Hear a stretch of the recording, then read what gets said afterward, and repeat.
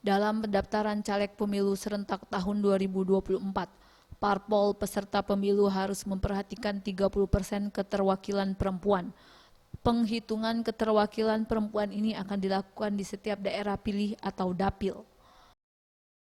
Ketua KPU OKU, Naning Wijaya menegaskan, bagi parpol yang tidak mampu memenuhi 30% keterwakilan perempuan per dapil, pihaknya akan melakukan pencoretan caleg laki-laki. Bahkan, terberat jika masih tidak memenuhi, maka akan dilakukan pembatalan pencalekan parpol di dapil yang mengalami kekurangan keterwakilan perempuan sesuai aturan dan ketentuan berlaku. Untuk pendaftaran, 1 Mei hingga 14 Mei 2023. Proses pendaftaran nantinya akan dilakukan melalui aplikasi Sistem Informasi Calon. Selanjutnya penyerahan berkas fisik di kantor KPU OKU.